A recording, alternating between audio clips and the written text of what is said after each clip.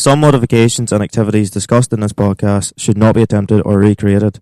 Make sure to keep the mods legal and obey the laws of the road and keep routine the hedges.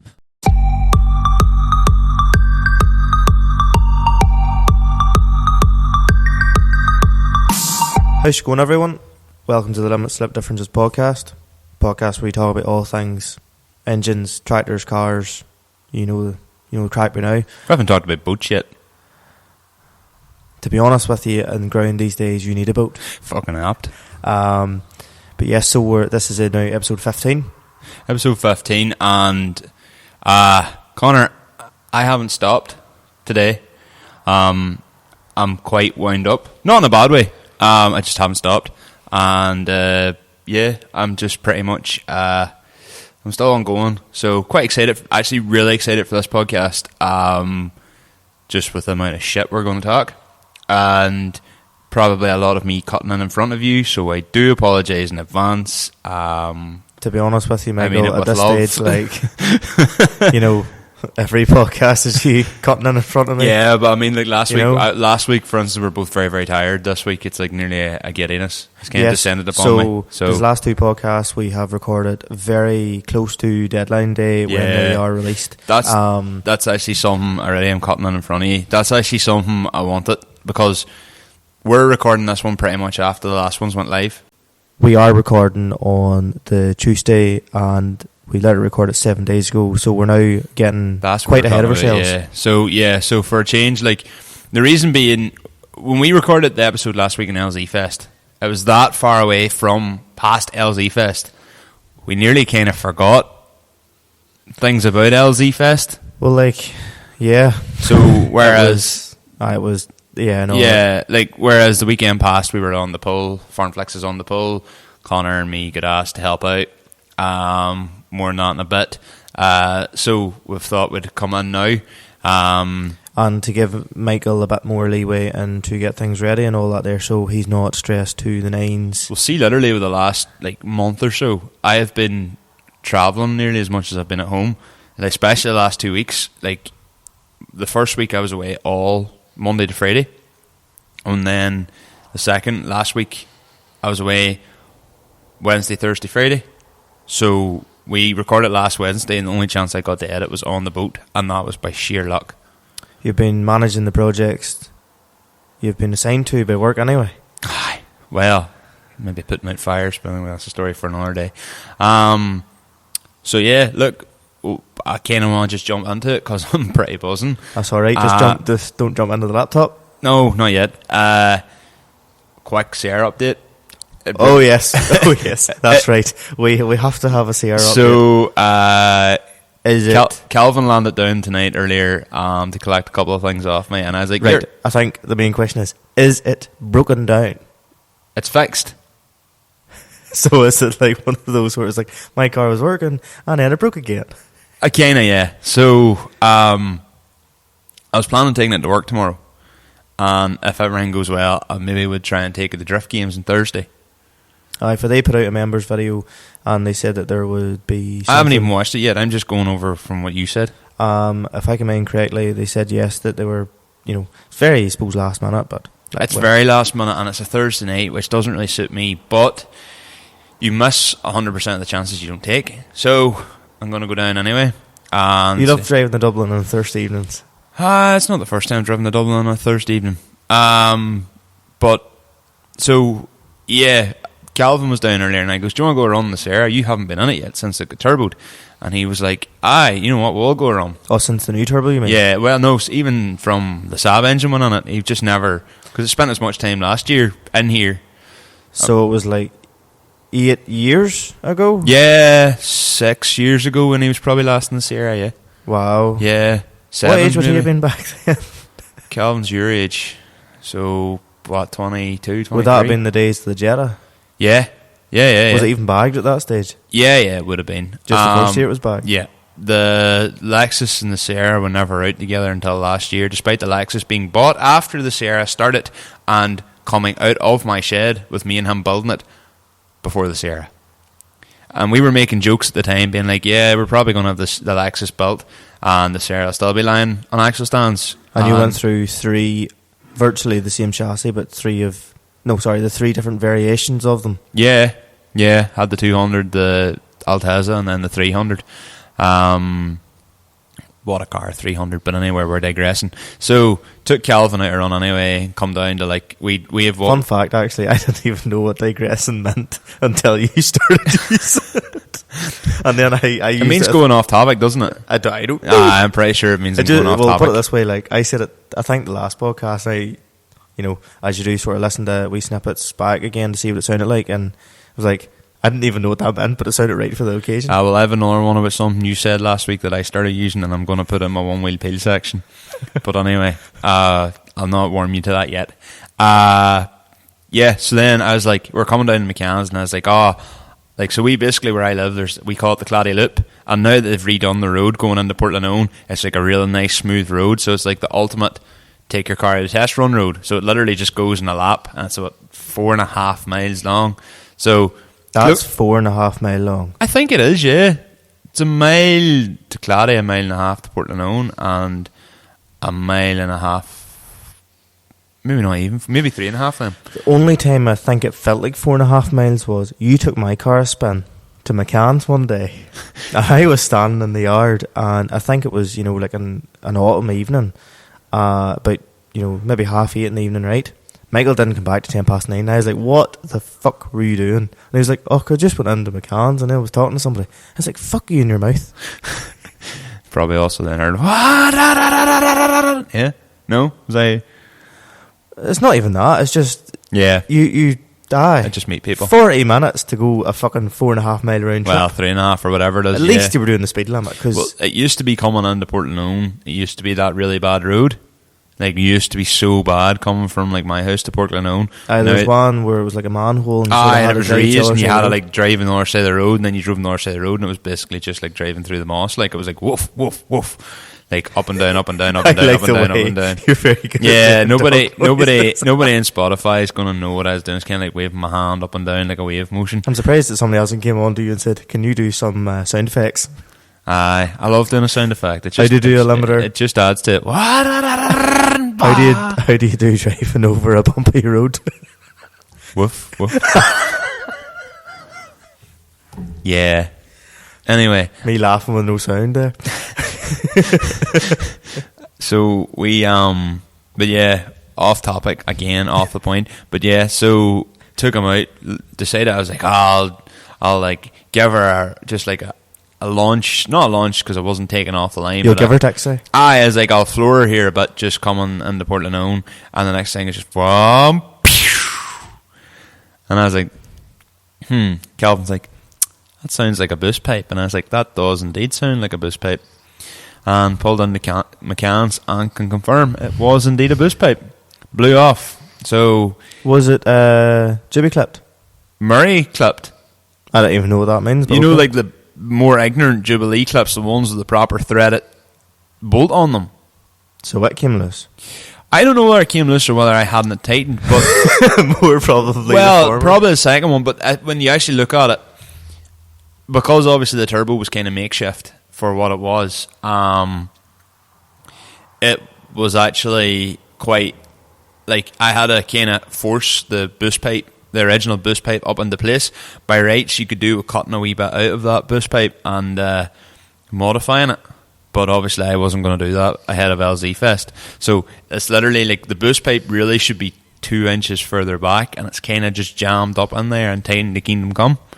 So if it was loose at all, it's probably been trying to break out of there from the second it was in. Yeah, and what you found out was Kingdom did come. So anyway, I drove home. Me and Calvin got to work. Let the car cool down first. Got the Bora started. Mint box. When was the last time the Bora started? 5 months ago, because I've been driving the Lexus daily and put too many miles on it. But how many miles have you done the Lexus now? I think I've done 12,000 on it or something. 12,000? Yeah. A car. It was. How expensive has that not been to fuel? Well, it does 18 mile per gallon, and I can't be bored doing the miles. But it's out of very curiosity. Talk to the podcast listeners for a minute. So yeah, got it fixed. Might take it to work tomorrow if it doesn't, I don't know, go on fire or something tonight while I'm sleeping. But Are you still trying to work this out?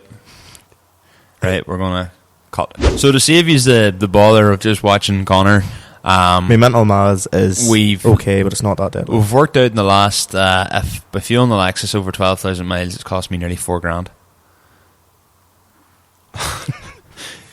Any wonder I'm fucking broke, like. It works out if I had done 12,000 miles in the Civic based on recent fuel economy, which has been 36 miles a gallon, which is ironically double or better. Yeah, it'd be like £2,000. Wow. Yeah. And that being said, I've probably enjoyed the miles in the Lexus as much as you've enjoyed them in the Civic, because the Lexus is so comfortable. Well, according to the day, they haven't been that enjoyable.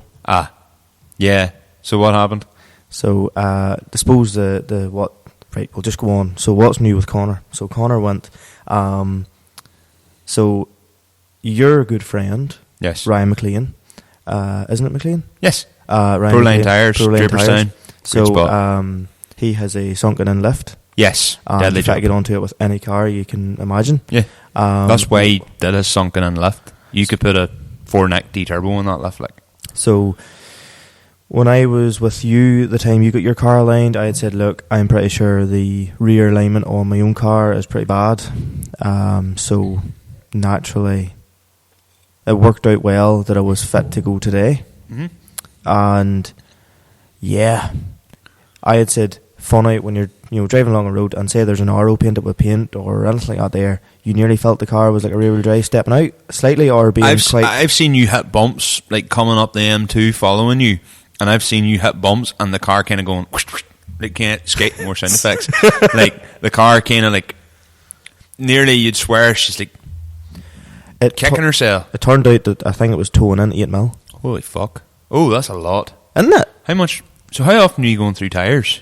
It works out that You've probably spent as much in tyres then as I've spent fuel for the Lexus. Actually, ironically, that would... You'd think that, right? You'd think that. So, Was it just the one side or both? So one side was really bad. Right. The other side not just as bad. Right. But I think the car was that badly out of a line that whenever he tried to move the boards, pull the pins out to allow the wheels to move a bit more freely in that, he couldn't pull the pin out. Just came up saying error 404. Pretty much. Plus, he set the camber nicely so she's just cambered enough that she doesn't hit the rear lip of the arch. Yeah. And... driving like a dream now, so... Deadly. Like, some job. And it wasn't a bad driving car to begin with. I'm just going to say this here, right? Now, I know it doesn't suit everywhere, and obviously it's quite a big expense. Ryan's just smart enough to do it, but I don't get why there's not more people doing that. But then again, he obviously has a good knowledge of how to set a car up, because he straight away knew exactly what bolts to go to. Yeah, sure. You seen him with a Sierra that day. Like, I think he had her aligned in no time. Like, I think he had the Civic aligned in probably about 25 minutes. Mm-hmm. Well, the backs were done about 15. But I will say, like, he's doing great business in there. Like, because I was in, and there must have been 10 vehicles. Oh, seriously? I mean, you love to see it. Mad. You love to see it. No, Ryan has always been good to me. And the one thing he said is he would never see anybody stuck. I'll maybe tell that story another day. Not that it's that long-winded, but it's just, I'll tell that story another day. Basically, I owe a lot to him, like, because he didn't need to do what he did for me that time. So that's why I'll always give him my business. It's just a thing to do. Like, but anyway, moving past that, let's talk about on the pull. Michael happened to be talking to John. And John then asked us, would we fancy helping out on the pull? Yeah, so it kind of all stemmed from us doing the podcast. So doing the interview, yes. Episode 12, you should watch it. We did that, and then John, we kind of had joked, like kind of off camera, like, oh, well, if you need any hands for on the pull, more so me, to be honest, but kind of where I go, Connor gets dragged, so, and I was like, John knows something, I'm not even complaining about it. You got the best day out, I think, out of absolutely everyone there. You got the best day out.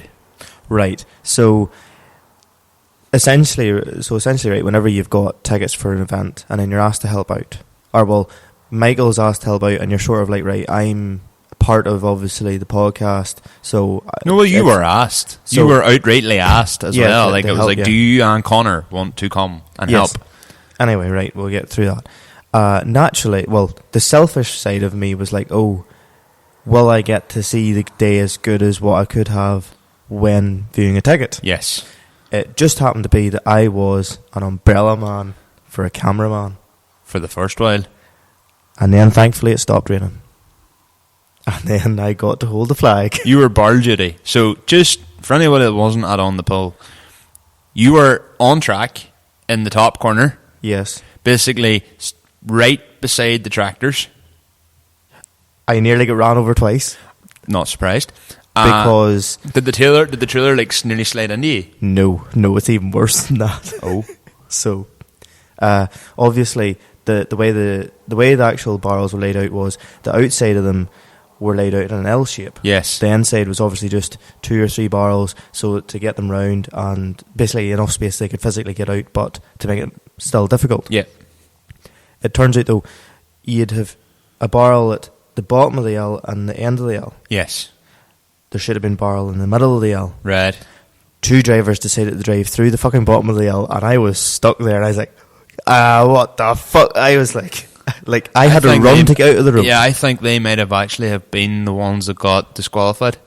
I don't know, but put it this way, I looked over then at the other lad that was doing Marshall on my side, Stephen. I'm pretty sure his name was Stephen. So on the microphone, my mind has went blank, so sorry if I butchered that. But anyway, I was like, I'm pretty sure, like, do we have a spare barrel? Because I don't want run over anymore. And he's like, oh, no, not a problem. So we moved another barrel there. Thankfully, nobody else decided to run Connor over. That would have been a grim end to the day. How'd you get run over? Also, the only other thing probably that was annoying was obviously, it's a good day, right? I learned from Drift Masters that I burn worse than you do. And I was smart enough, right? So if anybody was on the pull, they would have seen like me standing like a dick with my hood up all day. Yeah. Purposely not to get my forehead burnt. Yes. But funny, my nose was still burnt. My experience was very different than yours. But albeit probably you got the role you wanted. There's no denying I'm a bit of a control freak, and John then came to me and was like, Michael, can you manage the first lot of drivers? It was supposed to be me, you, Johnny and Ali doing the managing the drivers, but Johnny then got promoted to driving the camera car. You became chief bag holder, or chief bag holder, yes. Flag holder, and Ali was actually in the competition, so that was him away. And so it was just literally me, and I was like, all right, cool. So I was responsible for running up and down. My step count, I actually didn't check my step count for Saturday, but I would say it probably was over 20,000 steps. Because I was up and down that field, running after drivers, chasing after drivers, running down to the boys doing the pick-up, lining drivers up, running into the driver area, calling out names, shouting. I was like, the amount of times I was shouting like, driver number 68, driver number 69, please report to the tent, please. And you just seen everybody just smirking at me, going like, what a fucking bellend. And I was like, getting like kind of self-conscious, but also I was like doing it for the team, so I was like shouting, and I was like, Jesus Christ, we need a microphone or a screen. But anyway, it worked out. I was happy enough, because I don't want to say I was in a position of power, but I kind of... You enjoy doing your job. Yeah, I like getting stuck in. If I was standing there like doing the bare minimum, it wouldn't have been as enjoyable for me nearly as it was getting stuck in and just getting in the thick of it. So I barely looked at my phone all day. Like, I was flat out. To be fair, I felt kind of random just standing there by an umbrella. Camera is but at a the end very of the day, expensive bit of equipment. But at the end of the day, Jack, the cameraman, he just was like, look, make sure this doesn't get wet. And I was like, well, at the end of the day, they're after their footage. This is going to look unreal. Camera whenever probably this is costs more than our 2 cars put together. Probably So, indeed, yes. Even at that, probably an important enough job. But as you're saying, I couldn't have got I really enjoyed doing that job. So, notable moments then. Connor, what about Big Blue? Unreal. Unbelievable. Pulls like a train. Smokes like a tractor. Unbelievable. It's fucking class. What has that man done to the one thing? Turbo-wise, it is a Holset HX50, which I thought initially was kind of small. Okay. But because I've literally seen cars running bigger turbos, I've seen cars run. For instance, take the OM6, the Black Smoke Racing. They have a bigger turbo, you were saying? Yes. So the initial turbo is a HX40, the small one, and the big one's a HX55. So I was expecting like him to originally turn around and tell me it's like a HX, fucking I don't know, 155 or something. So he wants the smaller turbo for the better power. Yeah, he says if he had it any bigger, it would be too laggy. Yes. Which makes absolute sense. And the other engine work? It is running modified injectors. So a company called Dickenberg. Right. It says upgraded the nozzles. We're starting to get a bit technical here, but it's raised. So bigger nozzles, more fuel. Yes, so it allows more fuel onto it. And bigger pump? Same pump, modified by, it's got Dickenberg elements, so they've went from 12mm to 13mm. More fuel then from the pump? Yes, and it's also got what's called a cap on it. Okay. Essentially, a screw. So he can...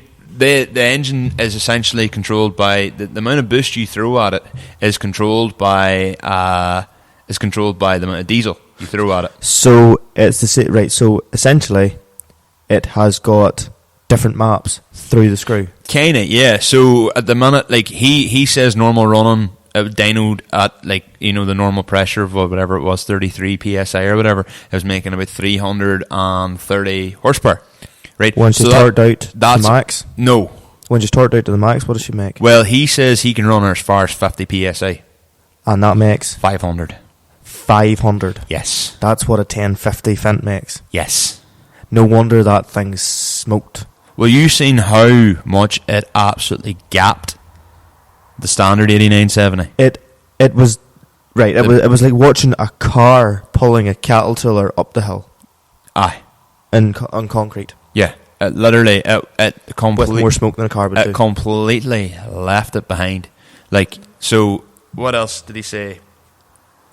Originally, the reason why he went for the HX50 then was because they're based off a 13.1 litre engine. Yes. So, it's sized quite well. Is Big Blue a 13.1 litre engine? Something around that line. I don't know. Okay. Hugh Barr will probably come on and correct me. Yes. So it means he can, but he has literally said that he can turn it down and run it normally. So we can use it every day. Yeah, and that's exactly what it's set up for. Or he can go out and go, turn it on up. And she's mad. And just go chasing boost. Now, he did also tell me that there's guys in... So he's been talking to obviously to other people that run 8970s. There's guys pushing 80 PSI. Just for argument's sake. My car makes roughly 20 PSI on boost. So it's making 4 times the boost. Is the engine standard inside? Yes. That's because that's one of the questions I asked. I was like, have you done anything? Have you changed pistons? Have you changed rods? Have you added a girdle? Have you done anything like that? And he went, no. He says there's guys running like close to 800 with them. They said once you start going above 630, it starts wearing out clutches, starts burning clutches. I thought 630 was good enough going before burning out a clutch. So he says he wants to keep it at only 500 to keep the reliability.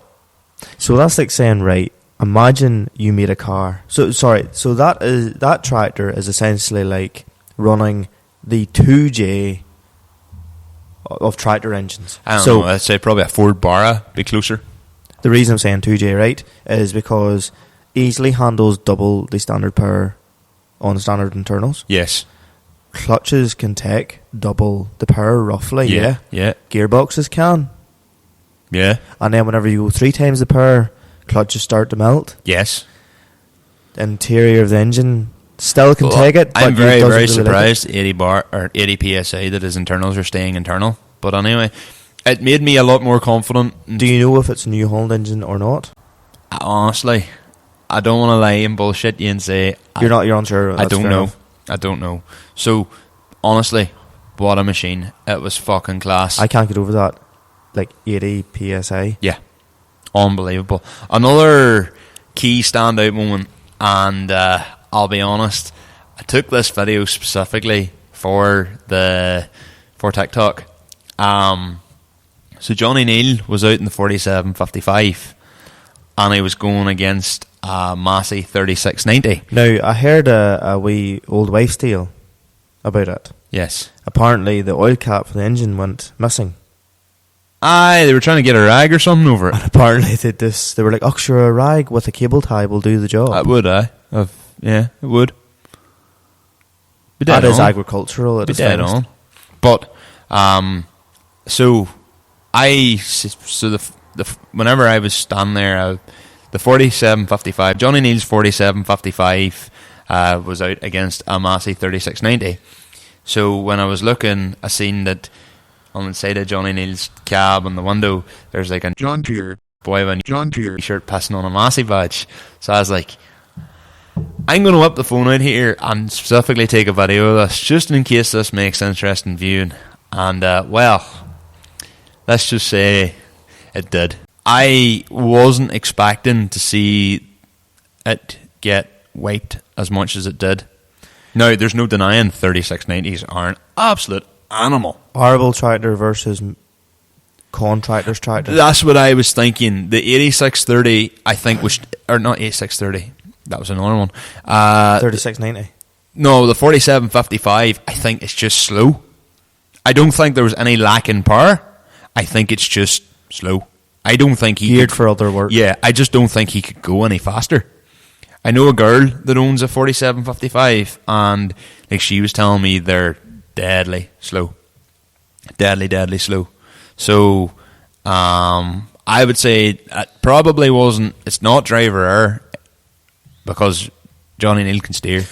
So one of my highlights of the day had been Johnny Neal in the 8630 versus Darcy Clark in the other 8630. All I can say is this: Johnny can fucking steer. So can Darcy Clark.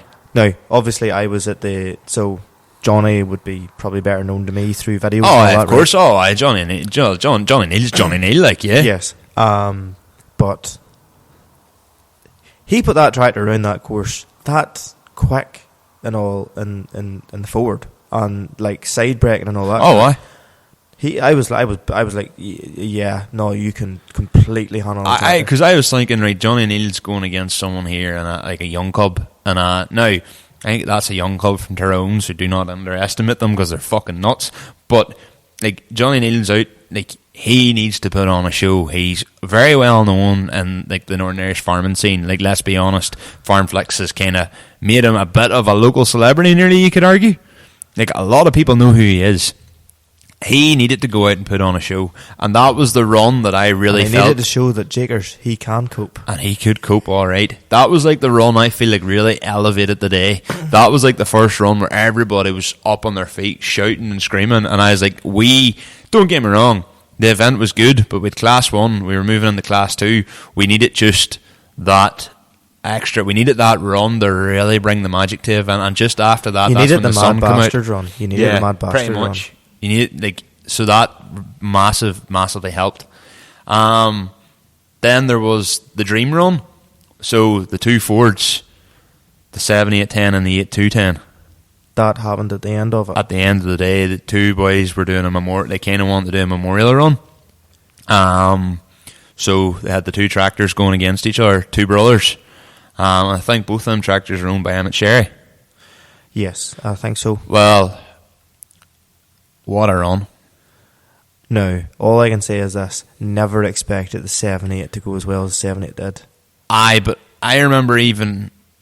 So I think the 8.2 got away at the start, and then the 7.8 by the end, they were neck and neck. But I remember, when I was actually like marshalling at the time, originally they kind of changed the layout, or the order, and they put the 8.210 against someone else, and they put the 7.810 against the 11.35 fast track. And I was sitting thinking here, like, right, it's not really a fair, and everyone was kind of like, it's not really a matchup, is it really, you know? And the 7810 walked the fast track. I'd love to know what that's putting out the PTO. I heard 160. Are they? They're the baby 6-cylinder, yes. Baby 6-cylinder. Yes. They're the same engine. Turboed. That one is. They're not turboed from factory, but it's kind of like 8210's not turboed either. No, they're not turbo from factory either. But I believe that the 7810 is the baby Power Star. Because they have the same bell housing as an 8340. Oh. In fact, I know of someone who has an 8340 engine and a 7810. Suppose it makes complete sense. I'd say that would go like shit off a shovel. I don't have any videos of this one, but the tractor that won, I think it was Class 2, the F140, Fiat F140. He could steer. This man was about 50 something. And he was an absolute hellion behind the wheel. And he never touched the barrel, if I can mind right. No, he didn't. But one of the best runs of the day was him. He went against an 8210. And all the boys were saying that 8210 is not standard. I think I was chatting to Frosty, and Frosty's like, that 8210 is not standard. Like, that thing's a brute. And I was like, it'd be interesting to see. What no one actually knew was that F140 had a lorry engine on it. What? Yeah. But it's not an uncommon swap. It's actually the same engine boys put in 18090s. Not 18090s, 11090s. So there's an Iveco lorry. Okay. Has the same 5.9 litre engine that exists in turbocharged form, that exists similarly to the F140. I can't remember. Speaking of someone, there's quite a lot of people who have rattled it, like Fiat engines. Okay, and yeah, fair put enough. this in, and suddenly you've got there's a fella in Draperstown I'm near sure has one of these, and she dynoed 202 and a 110. And a lad I work with, I'm not naming names because I don't think he wants people known, but his also has a lorry engine in it and very minimal screw, and she made 155. Wow. So wow. Yeah. So that F140 was not. She was not 140. She was probably, I'd say, close to 200. See, in regards to that class, all the same, and I can mind, obviously, they were talking about it. It was just smoke. Yes. Gears. Yes. Crack. Yes. And we had plenty of it. Yes. So the fella that came second. And then class 3 was the Dysons, the Hoovers. Well, the class 3 was won by a TM155, wasn't it? There was two TMs went up against each other in the semi-finals, yes. Wasn't there? And then a Voltra beat the TM, wasn't it, in the class? The Voltra beat the TM? And that Voltra happened to do the fastest lap of the course. Yes. That Voltra, to be fair, they can grip. It had a John Deere weight on it, which, as John was saying, made the difference. Yeah. Well, was that the purple Voltra? Can't mind to tell you the truth, but I just know it was the Voltra with the John Deere weight that he said the John Deere weight made the difference. If it had the Voltra weight on it, wouldn't have been the same. Wouldn't have been the same, no. Interesting. My final one, because we've talked about this quite a lot, we've essentially ended up with two main topics. Here, do you know who else can steer? Alwyn Young. Alwyn Young can put an 8480 where some people couldn't put a fucking 6480. Aye, or a 390T or something. Now, they had it. The run of the day was the 8480 versus Big Blue. How much power is that 8480 putting out of it? And it's a VT, so it's a variable gearbox on it. Well, there's 315 standard, and I don't think there's a single vehicle in Alwyn Young's yard that is even remotely close to standard. Well, all I'm going to say is, the thing about Vario sucks a lot of power out of them. Right. And it beat Big Blue. It got a better start off the line than Big Blue. See, by the time they got to the hill, Big Blue had caught him. But by the time they were neck and neck when they come out, however, Allistair hit the barrel. But I think Alwyn would have just had him anyway. Alwyn was the winner of the day, and then he got beat by his son in one of the dream runs. So they put the two 6480s together. Yes. I would say the 6480, it won class 4. Was it class 4 or class 3? Class 4, because it was 155 or something standard, I think, from factory. That thing, no, that thing's not one. If that thing's nearly 255. I don't know if they go out to 255. I'm not sure. No, I can't mean probably not. That's an exaggeration. I can't mean if the larger frame 6400 series was the same actual block in that of the not sure mid-frame of them. Not sure, but the 6480, what an animal. Interestingly, Massey's did the fastest. They were of all the tractors, they what's the best way of putting it? they kept doing the fastest laps until the Ultra. But sure, the Volta is a Massey. Well, a John Deere back end, like. Doesn't even have a John Deere back end. Oh, no, I'm thinking of Class. Class, yes. Aye, well, Volters are essentially a Massey, aren't they? I think.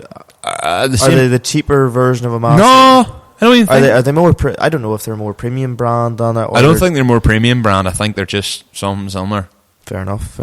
And then, oh yes, the big Dutes, the big green one with the black wheels. I don't like black wheels in tractors, but this thing was insane looking. It was probably the same height as a 1050 Fendt. Aye, an X720. What tyres were on it? I don't know. Were the rears like a 10, fucking 1050s maybe? 710 by 95 or 38 or something? I don't know. They were 42. big, they were wide, they were aggressive. They were like some you see fantastic. in the back of a slurry tanker, but even bigger again. Oh, unreal. Anyway, we'll move on to the main topic, and I'm nearly glad that our What's New has kind of ran on, because I don't know that much about this next topic. You know a wee bit more than me. Well, so when we say a wee bit, we mean a wee bit. A wee bit. So we're at the time of recording, it's sort of start early August, and I'm starting to see now, after I don't know how much rain we've had, 6 weeks of rain. Pretty much. Where everyone's second cut's delayed by about 3 or 4 weeks, including my own. Yeah, I got mine mowed down on Monday night there. How'd your ground fare? Well, Darren's not coming back to bale it until Thursday, so it needed time to soak. Aye. A right bit of time to soak. Did you have a good crop of grass on it? Aye, but you can tell, just you lift it and you smell it, it's just not. It's past. Aye. And like, you know, when I looked at it last week, because if I had a cut last week, I would have had it on the 8 weeks. Now it's nearly 10. And I was looking at it, and it's just stemmed. It just went stemmy. Like, as we talk about, it's very hard of itself. Aye, it's just turned hard. You lift it up and you smell it. It's not a sweet. It's all seed headed. Yeah, it's just not sweet compared to what it was. Look, to be honest, like, it's kind of times like these you take what you can get. You know what's mad?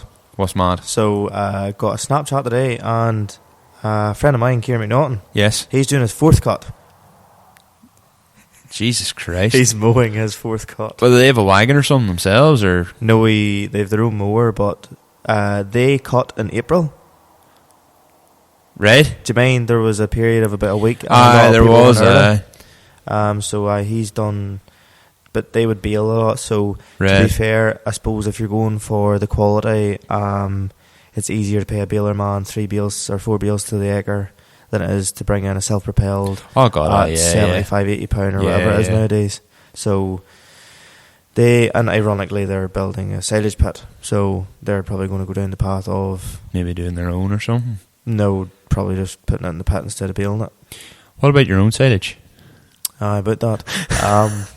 So yeah, it's obviously still in the field. I'd love it to be out of the field. Is it in cut form in the field? Is it fuck? Well, actually, sorry. There's two grazing paddocks that were mowed today by McLaren Contracts. Yes. So hopefully they get baled. Hopefully Connor's fit to bale it. He's meant to be absolutely flat out. I'd well believe it. He's not long started, probably third year, is it? I think something along them lines. I think anyway. I think it's 3rd year baling. He's doing well for himself anyway. But there'd be contracting in Connor's blood anyway. Like sure. Oh, completely. Yeah, sure. The McLaren's has been at it for years. We were at it for years, and sure that Rory kind of followed on from that. Rory followed on, I think, from the self-propelled side. Yeah. Don't know the story in its full capacity, but yeah. Not really probably for us to tell. I don't think not there's anything bad about it. It's just not really for us to. I don't know it. That's not really a concern either. Like, but yeah, no, it's still in the field. I think in an effort to try and keep the pit, because we've opened it now to start feeding the first cut to keep the milk at the cows. Mm-hmm. We're going to try and we'll probably end up pitting it over the first cut and then feed away at bales or something. Yeah, but you've so many bales. We've still the bales that we drew in 2 years ago. Still there, like yeah. The year I took out the fence. Was that last year or 2 years ago? Last 2 years. It is 2 years ago. It is 2 years ago. Yes. Well, thankfully you were the last straw to to widening that gap. I'd needed widened so that, but I just treated. I forgot that the bale trailer has the axle closer to the center. I should have just approached it like a normal, like drove out normally. But I was like, no, Overdrove it. Michael's going to go as wide as he can, and like now the way I took the sage trailer out of the field is great. You know, it was the way to do it, but you know, it didn't need to do that with a bale trailer. So anyway, lesson learned. But yeah, and ironically, we were more annoyed at the bale instead of the gap. I want to talk more about combining though. So, and barley and wheat in general, because it's not something I know a lot about. But, like, would you have done it years ago whenever your father was living? Yeah, so Dad actually had a combine. Really? Yeah, this is kind of the New Holland jokes from the 70s. No, it was a class. Oh. And it split in half. That is class. So we used to take about maybe half a mile up the road. There's these 3 hills. Now, ground round here, apart from, I would always say ground round here is really heavy because it's really clay bound. But go across the road and Bobby Sibbett he does potatoes and he does barley. He nearly has it silage for the crack. It's, 50 or 60 sucklers.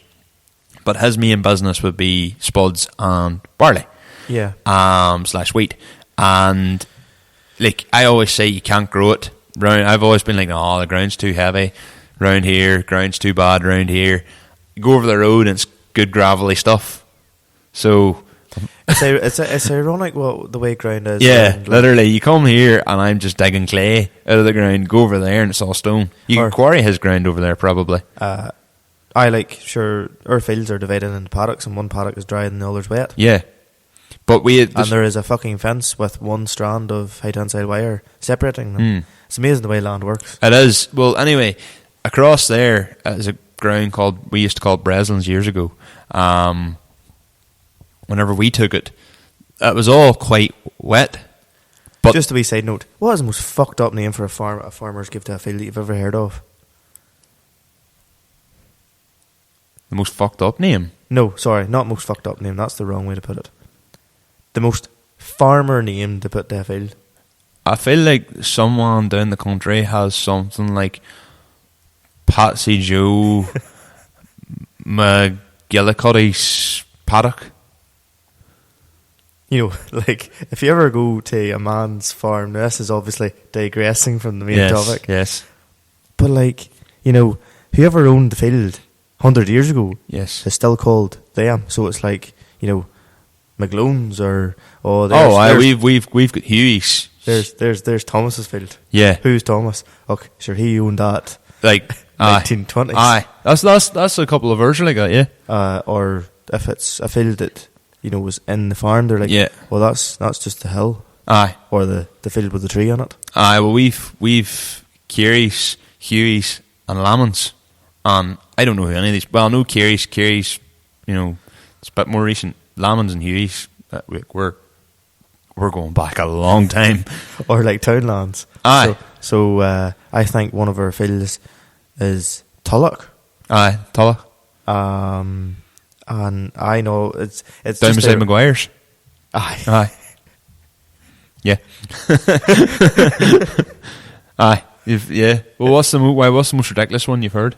No, it's just if you had heard anything, just the way farmers are, naming random crap. Well, we have like Hugh's field, then we have the middle field, and then we have the middle field, and then we have the field beside the road, and that's literally what it's called. If you look actually at the way I've done the field map on my phone, it literally is Hugh's field, middle field, field beside the road.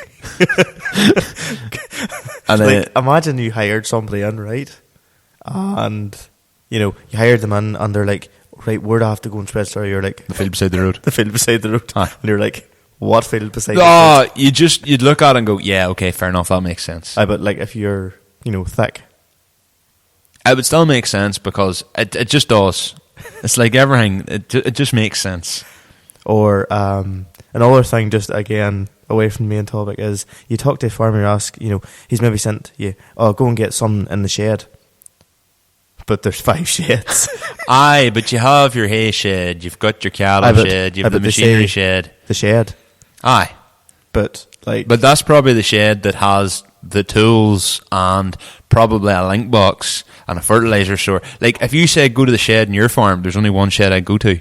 And that's the one where we did the boot build in the 207 that time. Ironically, yes. But since then, some sheds have had things taken out of them, and now the shed means 3 sheds.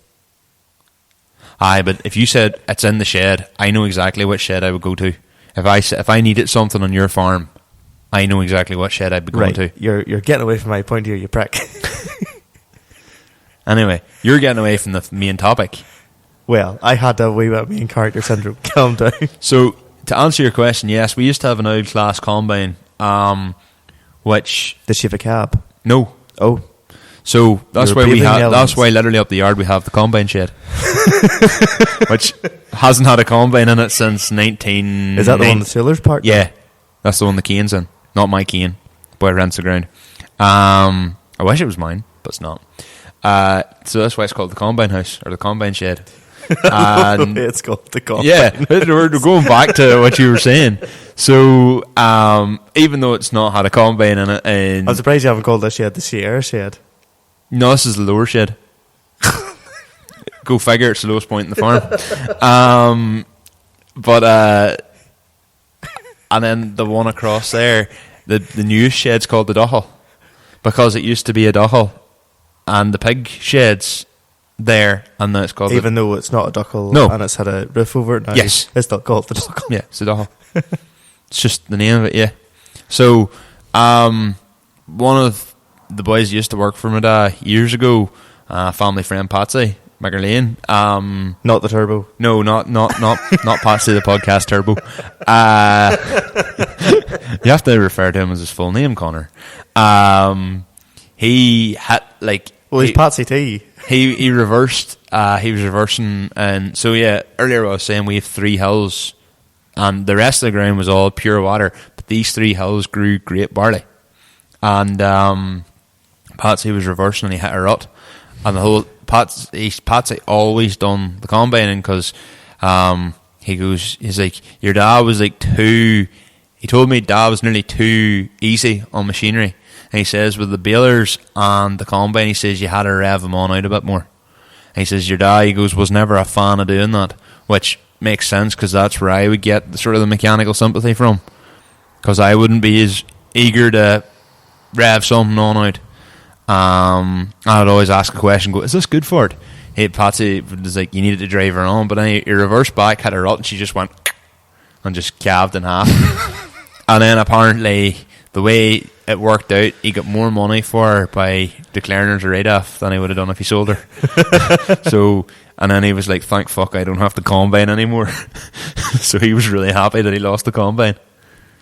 So I think Patsy got a promotion for breaking it. And many acres would have been them 3 hills then? 12. So you'd have done about 12 acres. Always barley, or did you ever try wheat? Always barley. Always barley. Always barley. So have you ever done any barley? So recent memory, we did, because it was later on in the year and we were, sort of in a rush between. So it worked out that ground we took was fenced and all that carry on, and sort of needed to, as we talk about, throw something into it. Yeah. We had never actually, to my memory, grown winter wheat before. And we never grew anything winter related. It was only summer stuff. So the last time we did something like that there was winter wheat. And it was, put it this way, it was too late to put grass into it. So as they talk about, it wouldn't have breared well enough, and then probably the frost would have killed it and all that. So we put one. Well, I don't know if that's the case or not. I'm not that knowledgeable, but yeah. So we didn't put grass into it. Just put winter wheat into it, and that was 9 acres or so. So yes, we tried winter wheat in it instead of grass. Well, obviously grass wouldn't have worked. And to be fair, it grew, if I can mind right, 3.5 to near 4 tons a day. A very good hit on it. Probably because it was fresh ground, it was just ploughed, and it was dormant for so long. That's what the ground needed, really. Yes, my dad wouldn't have been, well, ironically, like he is, we've quite enough machinery for a dairy farm at the minute, but we never bothered with buying a combine, so it was just get the contractor in. At the time, Laggins of Cross Keys. Yeah, we spoke about them before. Yeah, so they brought their class combine in. Yes. To be honest, for the size of it, like for the amount probably they combine, now I don't know how much they do, but it's quite a sizable combine. Do they still have that? Do they still do any combining? Haven't a clue. Right. But see, I feel like that was done the same day as our second cut was put in. Right. They're busy that back there. Ironically, I was told to go and draw silage, and then they were like, we need that tractor to bring home the grain, because there was a lot more on it. We didn't expect this good a hit. You were expecting just to leave the trailer in the field and that would be there for the rest of the day. Well, it's like anything. Nobody is any bigger than an 8-ton grain trailer lying about, and any grain trailer that any farmer uses has 3 or 4 holes in it, so we have to just put bags in it to try and sounds a bit right. Not have anything leaking. So we actually borrowed Quinn Brothers' Joskin. The big, massive, ignorant thing. So the ground drive trailer that they have. Oh, that's right. Serious yoke. Oh, well, believe it. To be fair, I think in, actual mainland Europe, they would use them with silage size as the silage trailers. Oh, they use them a lot for maize. Yeah. Because you can just flick the PTO and she drives herself on through. Never experienced that. Probably is some job. I actually think like it would be a deadly job. I'd say it'd be a deadly job, to be honest. But for by that, we've not so much. Well, let me think. We did do barley one year, but that would be going back 7-8 years ago or more. And that was done. We done barley anyway. I think there was maybe again a total of 7 or 8 acres done, though we did dabble with whole crop. Right. Ironically, so obviously whole crop, you sow your barley. Yes. And then you come in and you stitch it with grass. Yes. And then the theory is the barley, whenever it's taken off, the barley, obviously because it's just an annual crop, should start to die off. And the grass grows and up the grass through it, and you've got your... will overcompete it, yeah. So we did whole crop twice. There's a reason probably why you haven't done it since. It's baller. Like obviously it's ploughing up ground and having to get it ready, and there's only so much, I suppose, in certain years you can do it. Like last year we were flat out doing milk and powder and that. Year before we did the wheat. I think that was the year before, yes. And not maybe 3 years ago. Can't mind anyway. Podcast, mind went blank. Well, there's a fella who used to take our ground. There's a word for it now. Podcast blank. Podcast blank. Happens a lot. There's a fella who used to take our ground, and he tried whole crop in one of the fields down there. He couldn't have picked a more wet field. Did he just make a mess? They had to mow it. I don't think that they couldn't eat. Well, he wanted to bale it. That's another interesting thing. Seeing a whole crop header and a harvester is different now. Yes. And the other thing with whole crop is it's grand on its own in a pit, but you have to cover it quickly because you don't want rats near it, obviously, for the smell. Yeah, and also it's better if you put it in at night if you're clamping it, because the dew makes it easier to clamp and makes it easier to buck rake. Didn't know that, but the other thing is normally whenever you're putting it in a pit with grass, you need to cover it with grass. Yeah. So yeah, that's right enough. Yeah. The time we done, so ironically, the time we had done whole crop done, it was wheat in a 15-acre field, and it was a serious good hit of like wheat and grass. So it had great tonnage off it. The barley at do you know the main field beside the house? So the house is, you could say, a site out of that field. The hit of barley would have been deadly. The hit of grass would have been bugger all. Probably should have just combined it. Aye. But we double stitched it with grass and it was still overcompeted with barley. Seriously? I'm pretty sure, yes. If I can mind right. And ironically, I had a hospital appointment when they were putting it in. Oh, mate. I was like a bull. I was like a very big bull. But where am I going from there?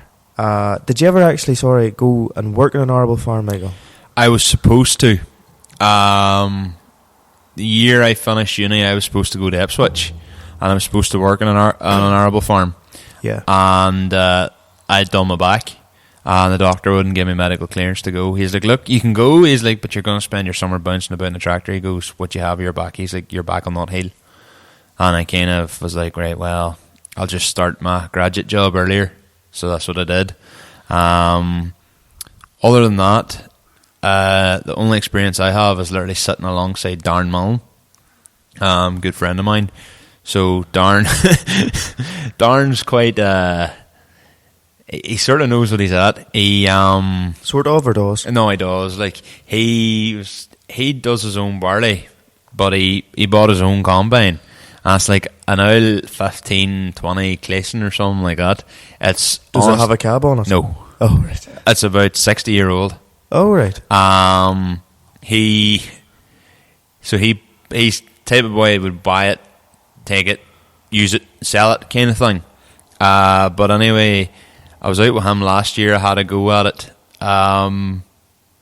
That's kind of what made me think, because we were talking about it the other night when he was around mowing the grass, and I was asking. That's kind of what I wanted to bring up was, do we have, from what I remember as a cub, and then obviously been out of touch with it for a long time with my father's passing and all that there.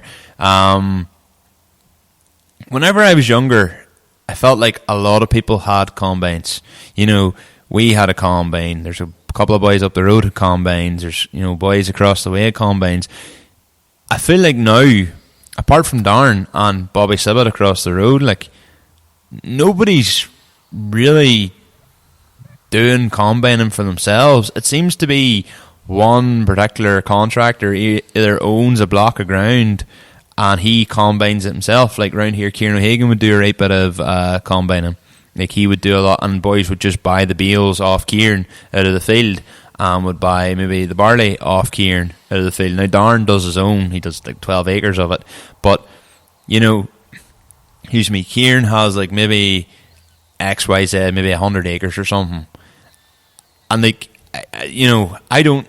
Has things changed? Is it too expensive and just too?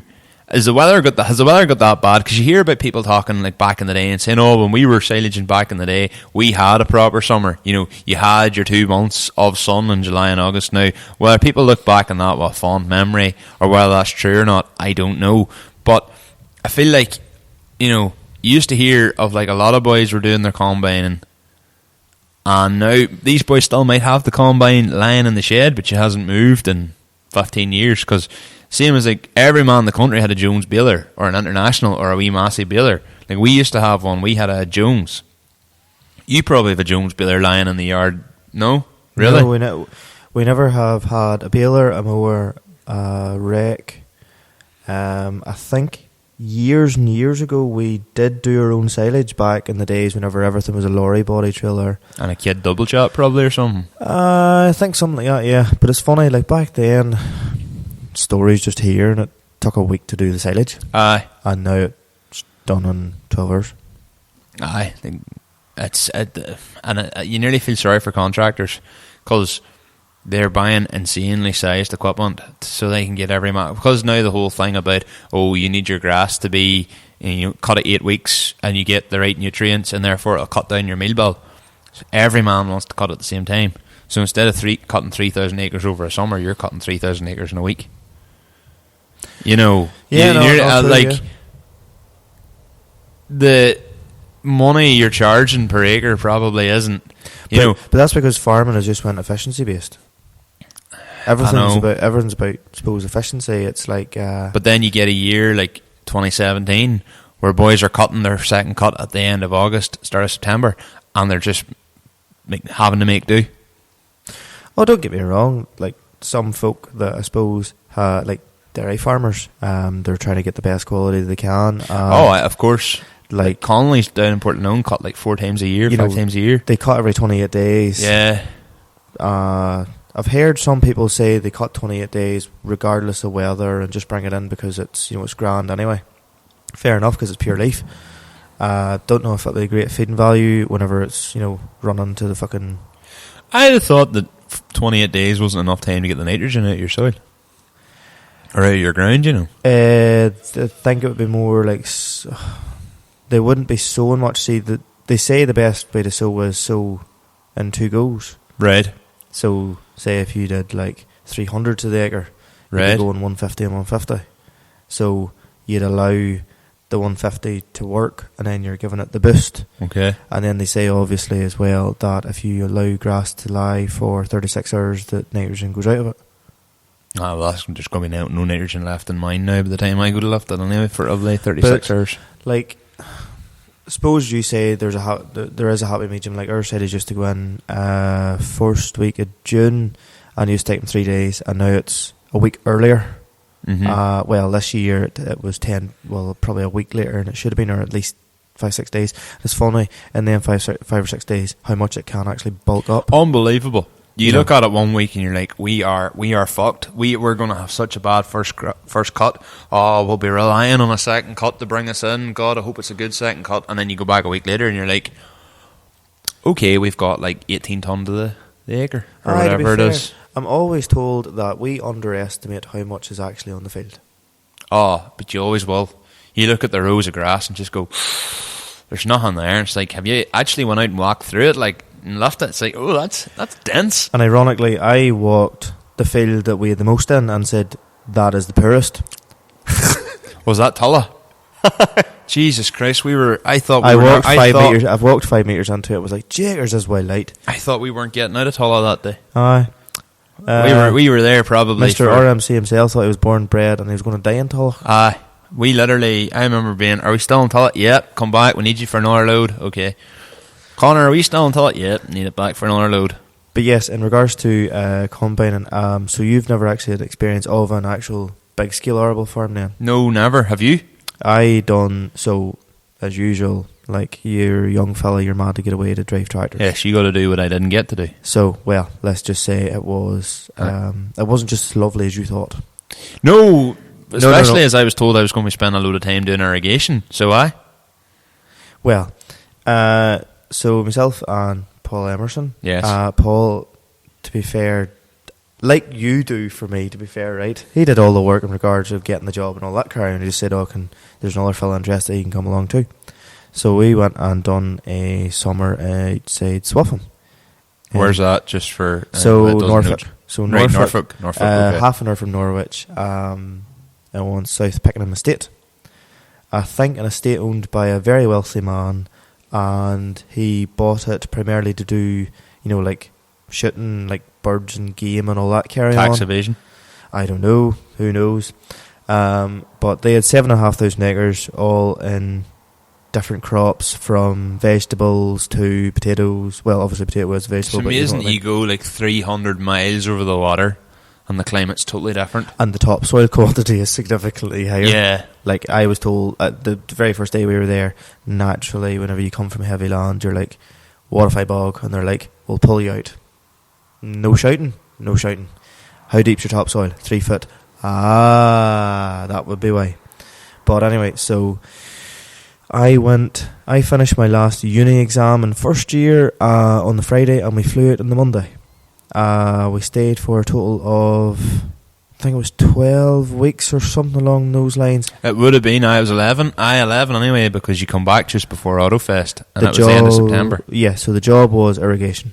Now, looking back, I was actually warned by Murray McAleer, who's a great man for doing your spray and MOTs and all that sort of MOT and your sprayer and that. He had between, I think, New Zealand, England, and traveling, worked and obviously learned a good living out of it. But he was like, "Oh, sir, donkey work," and I was like, "Irrigation? Well, they call it irritation for a reason." Like, well, now put it this way: talk about being green to it. Hadn't a clue what irrigation even was. It's mad that, again, 300 mile away, just east, they're talking about irrigation, and we're like, why do you need to bring why would you bring water to your field? Surely you have enough rainfall. Yeah. But they don't, obviously. Norwich is a very dry part of the country. Yeah, call me a silly idiot, but I had no idea what irrigation was. We both hadn't, well, maybe Paul a bit more of a clue, but I had no idea. So we landed from the plane and we were like, so what the fuck is irrigation and all that carry on there? And then they sort of explained it, and they took us a wee sort of half tour around the farm, showing, oh, we're not too bad then. So looking back, if you want to earn money in England doing a job, you would pray for a good summer and do irrigation, because you will get all the hours of the day you ever want. Aye. You'll get 100+ hour weeks every week. Easily, because no one wants to do it. Because it's shite. Well, so the main farm, so you say they had a main block with laneways through it and that, and then you could say the other side of Swaffham, they had another block, but in the main block of the farm, they had the actual ground was piped so that you could go to different points, and they were all, so like, they had 2 reservoirs, they had a pump at each reservoir, and they pumped through to these water points. You could say they're called hydrants, but sure, we'll just call it a water point. Aye, it's just a fill-up area. Essentially, so you hook It's the pipe farming on. simulator, you pull up beside it and hit triangle. Well, yeah, fair enough. That's easy. I wish it was that easy. Aye. So, but in other ground, you had 1 point for the field, and you had to pipe the rest of the field. Yeah. Or pipe along, the hedge. Sometimes the pipes blew, and the pipe could have been 400 metres long. Aye. And you had to strip the whole pipe. Oh, fuck me. And then re-put it back together again. Pressurise it, and it blew again. And you had to redo it again. I think there was one day where we had blown the same fucking pipeline 4 times. Jesus Christ. And we had replaced the seal in one of the pipes. Still blew. And we ended up having to run it at half fucking pressure to make it work. Right. So the way they work is you pressurise your pipe. You put a tap on to the water point. Yes. You put a flexible pipe, sort of similar to if you're moving slurry from one tank to another tank. That yellow coloured pipe. Yeah. Yeah. Same stuff you'd use for umbilical. Yes, exactly. Yeah. So slurry hose.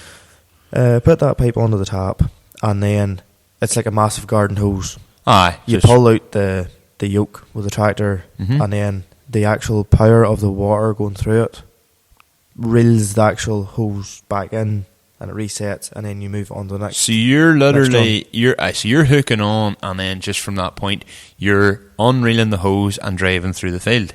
So yes, so you drive obviously up the line. So if it's potatoes, you have a tractor set up the tram line for the width. Yeah. So I know, like if you want ours, yes, totally. But as they talk about out there, corn carting.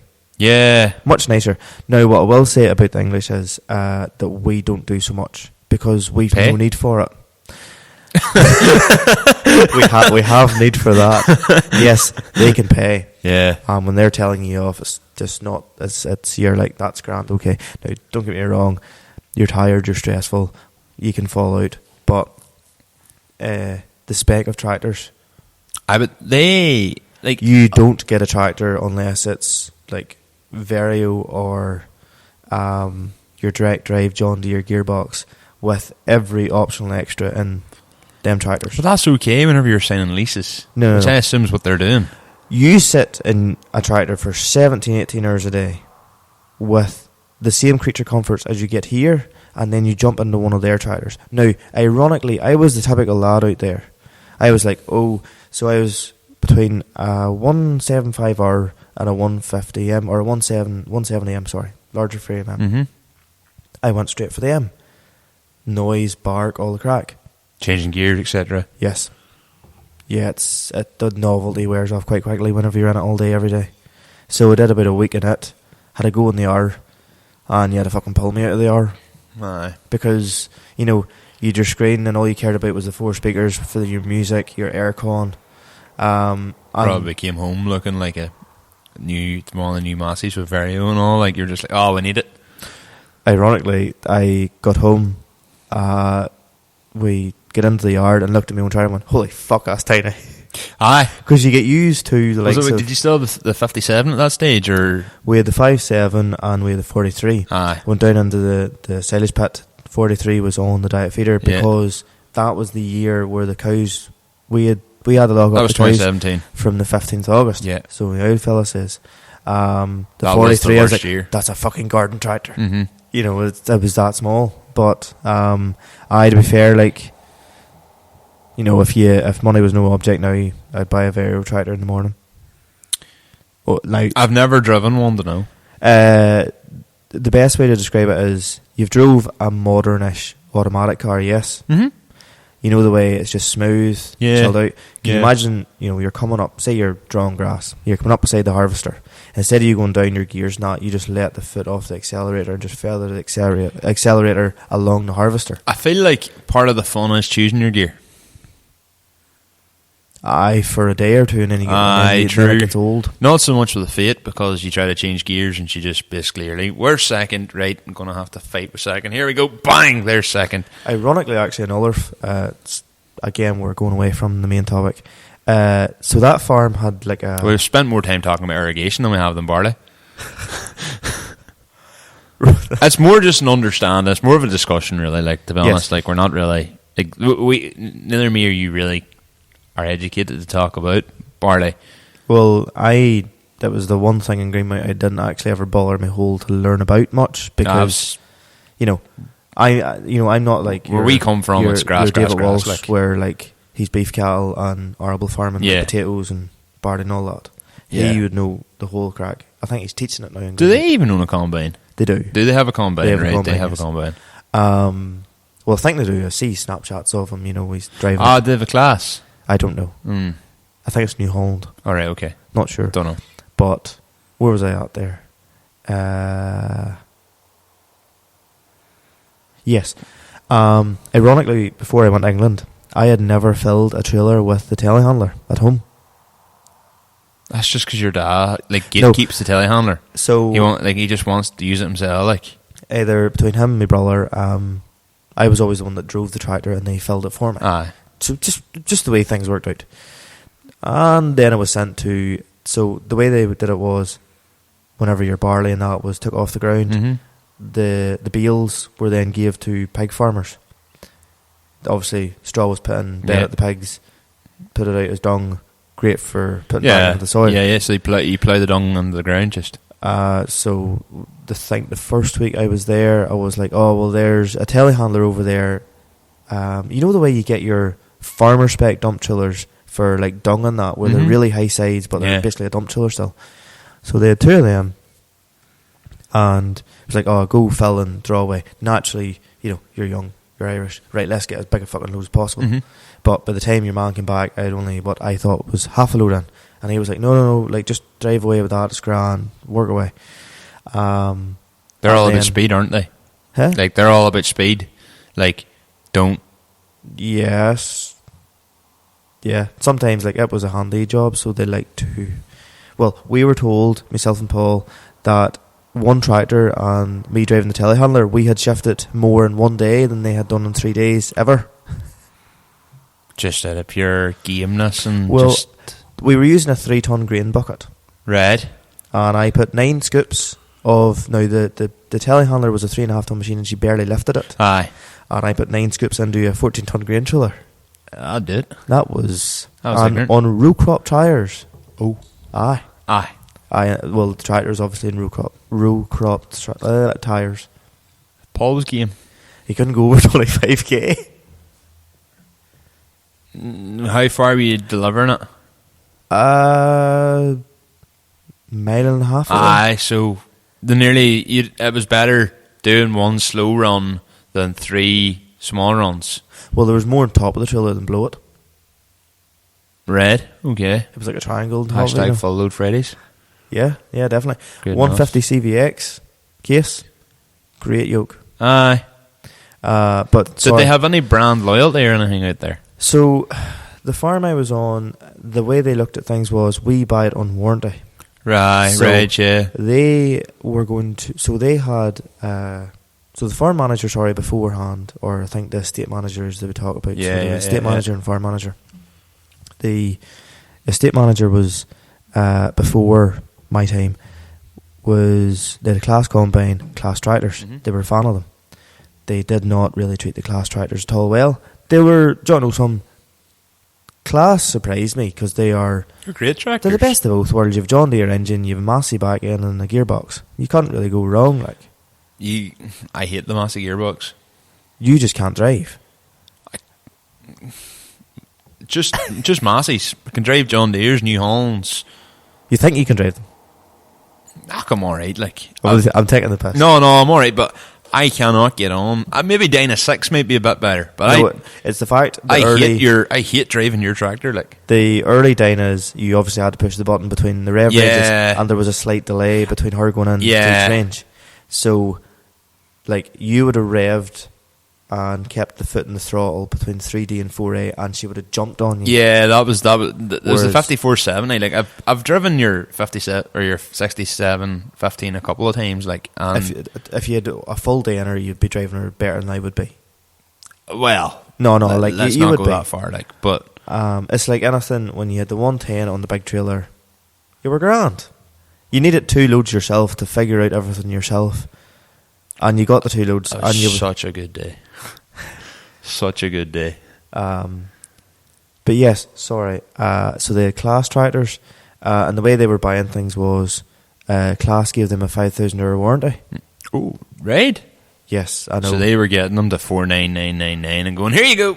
Pretty much, yeah. Driving the absolute fucking dog out of them, and then some poor critter buys a 5,000 mile or €5,000 tractor, and aye. Oh, I got a good one out of England. That opened my eyes anyway. But then they were actually at the stage where they were looking to buy something different, or like essentially it was like, right, what can we bring in that is the most cost effective? They ended up with Vultras. I would, yeah, but they had depends what way you pronounce it. Kubotas, right? I think they pronounce it Kubota, right? I think it was the way they pronounce it. Anyway, they had 2 of them out. Right. M171 or like 180 horse. An M171 then or something they're called. What are they like? Were like, what the fuck are you buying them for? Oh, they've great warranty. Yeah, that is like, literally all they cared about. That's the same as like Landini over there as well. Because way you've like quite a lot of people here would probably buy a tractor with a year's warranty or 2 years warranty. 2, maybe 3 why would max. I be spending an extra £800 in another year's warranty? Yeah. Well, the way I look at things is if you buy a tractor out and you put it out over 4 or 5 years, I warranty the 4 or 5 years. You want to know what the fucking tractor's going to cost you for 4 or 5 years. Yeah.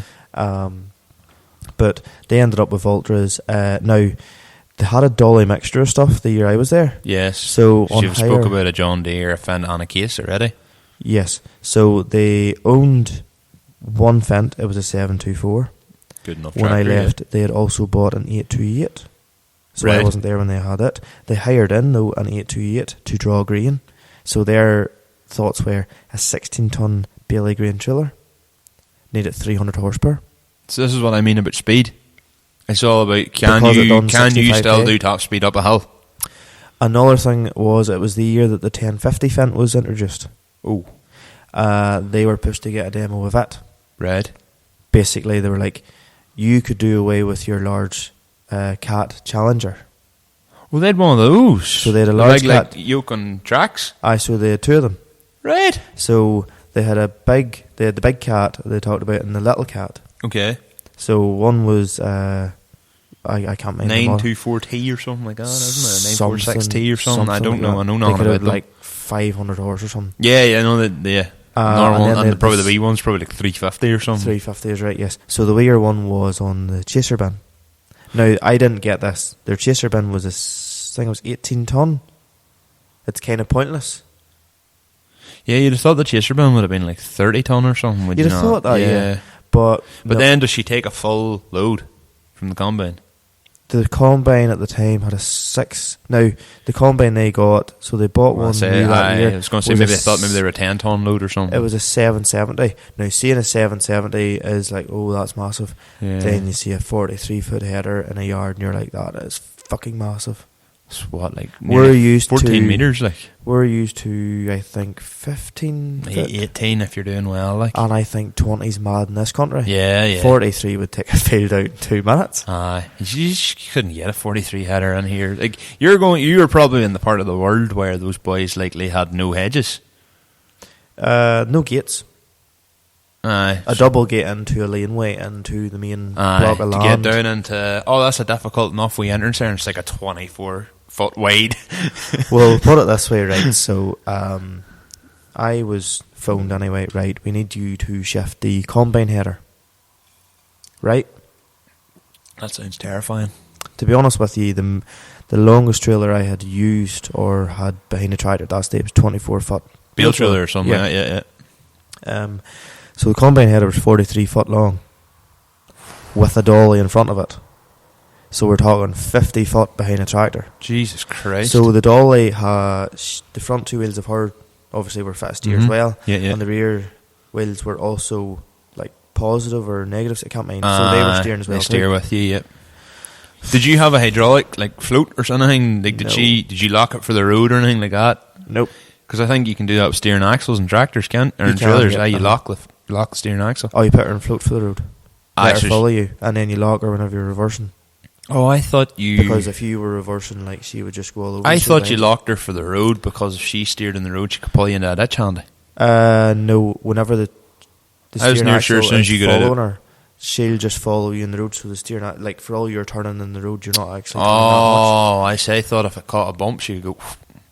No. Right. Because she's following you. Right. But whenever you're pushing on a steering axle, she'll then go all over the show. Never driven anything with a steering axle Or in my life. technically, So like, you can put them that they go the wheels are going left or right. So if you're reversing around a tight corner, you can put them that way, and she'll steer you around into it. not cast them. It's like you can do it like telehandlers. You can't put them in a crawl. Crab steer. Crab. Yes. That's the one. Yeah, you can grab them. I know that was an experience and a half. I'd say so. I think 50. I think it was 50 something foot long. Jesus Christ! Think of all the things I would have taken out doing something like that. I did take something out Children. doing it, and they didn't hear about it. Oh. And then the combine broke down in the first field it went to. I literally tapped the gate that much because I was watching it that closely and I was doing 1.5 k, and then reversed back. I was like, I'm not going to make this without tearing something off. Ironically, I think they were into. I think it was it oilseed rape or something. They were So they had the knives fitted on each side of the header. And then one of them stopped working. And I was like, "Oh, this is terrible." Fuck that! 50 foot. But 50 foot behind so a tractor. Just one thing I will say, right? I've Massey's at home, yes. and I've now at that point in time I drove new John Deere, old style John Deere cab, class, case, and Fent. Yes. If you want to spend all day, every day in a tractor, Fent. If you want a good combination of power, a very good gearbox, and some of the creature comforts, but it's just not a Fent, the case was a good. Really? I thought you were going to say the R series, and I was going to say Gath and Evans would love you. So, John Deere's need a map. So New Hollands. To be honest with you, I think New Hollands, maybe she was touched, but New Hollands come and boost quite easily because in the road you always seen the the EPM light come on. Aye. If you want a nice all round tractor that you could buy, probably a very handy second hand. If you got a good one, Class, to be honest, is hard to beat. I was very surprised by that. O'Hagan's run all Class, and they love them, and they just constantly keep changing the Class tractors. O'Hagan's up the road from me, As well, electric spill valves are wild handy. Aye, but also if they break, it's like £1,600 to replace. But I don't think about that whenever you're out there. You think they're just handy. Aye, not true, because you can just go... You know the way you get these tractors with the screens and all in them? And they're Isobus. completely alien. No, Yeah. for Isobus. And John Deere's actual armrest layout is at that time, the R-Series one was probably the best out of them all. Oh, really? Because you have music controls on it. Oh. You have your beacon lights and all that. So literally... you can just literally sit you can with the arm up and you can basically do anything. play, pause, music, all that, carry on, handy. lights and all that.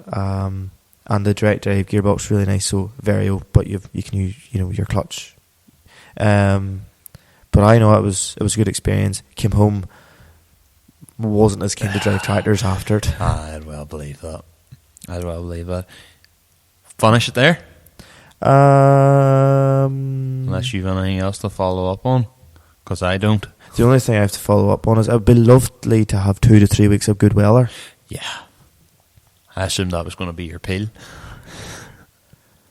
I forgot about that. Let's do it again.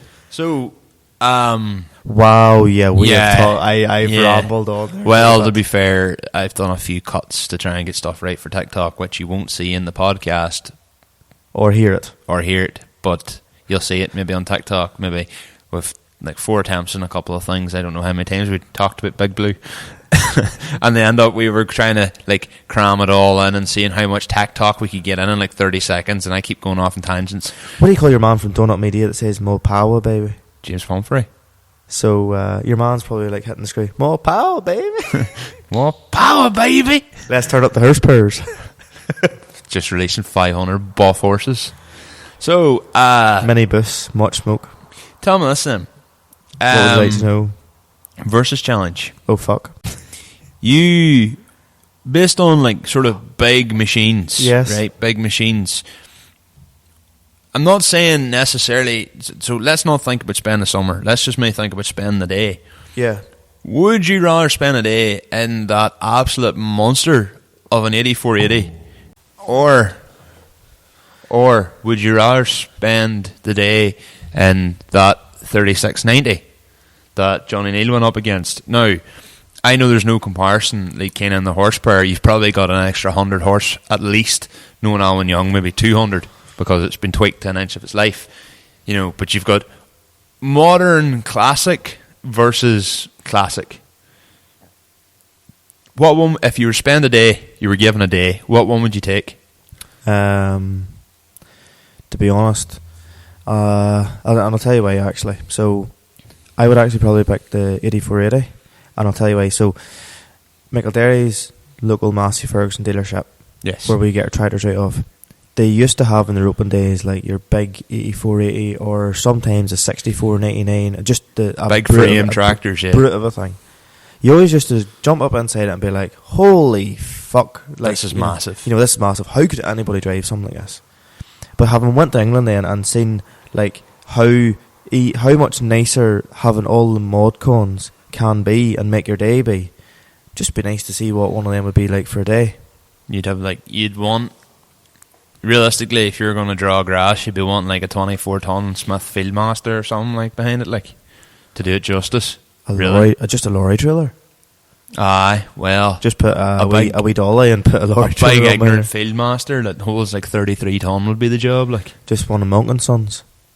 Aye, be the mission. Just one of them, or is it?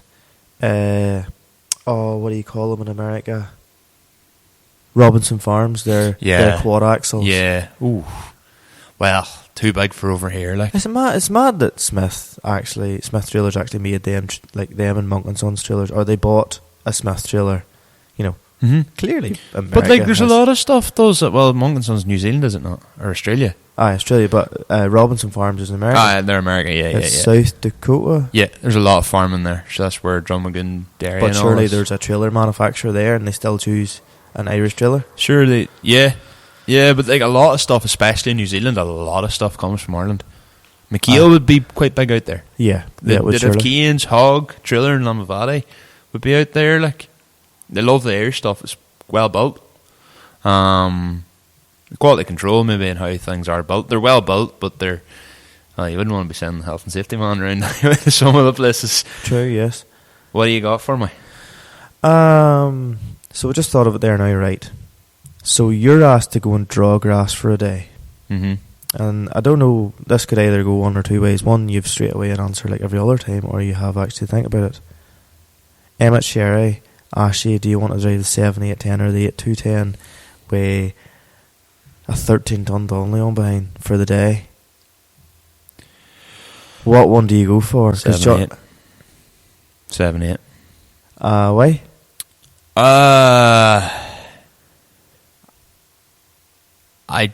7-8-10s would be up there and probably my all-time favourite tractors. Don't get me wrong, if I see an 8210, I'll turn my head once, I'll turn my head twice, I might even turn my head 3 times.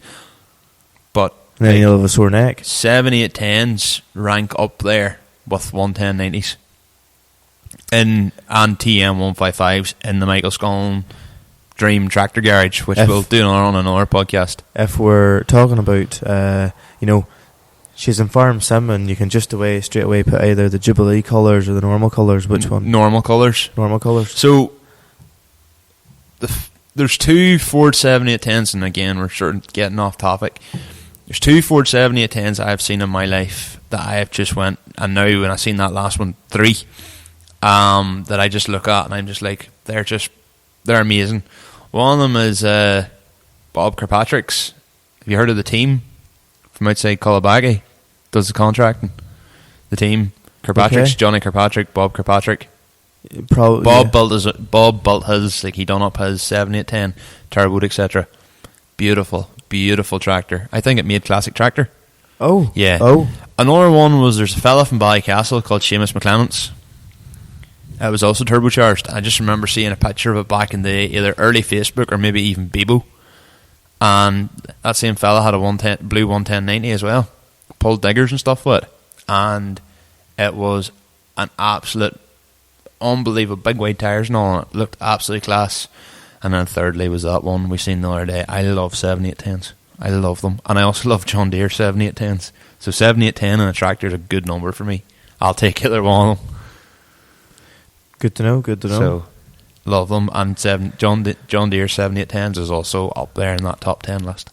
So, Michael, it's only been a week, but have you many big old skids? I have a few. It was good to meet a couple of listeners at the tractor at Farmflix. So, got chatting with Hugh Barr. I got chatting to Hugh Barr. Hugh Barr is somewhere we're probably going to have to elaborate. I think Hugh Barr would actually be a very good guest because he can talk. He's very technical. Well, I'd like to think he can talk. He's good crack. His knowledge is savage, and he has like 50 million D-turbos lying about. So it's the type of place I'd like to go and do a bit of maybe content around that. I think Hugh Barr would be a great... You know what? If Cristiano Ronaldo ever signs for Marfelt Sky Blues, I'll just send him Hugh Barr's way. You know Hugh Barr, actually, so good friend of ours, Adrian McAllister. Hugh Barr's 306 was originally owned by Adrian. RIW 2342. Small world. That is a very small world. And she was actually a straight diesel converted. I'm pretty sure it was Adrian done the conversion. Ronaldo would suit her. Just till I get it all loaded up here. I had it loaded, but it's left on me. So I met also Sam Hoy. Sam I met just a while back. Like, I remember him sending me when he was at the grass at the first cut. I think he maybe sent us like him listening to episode 5 or something. So I met him.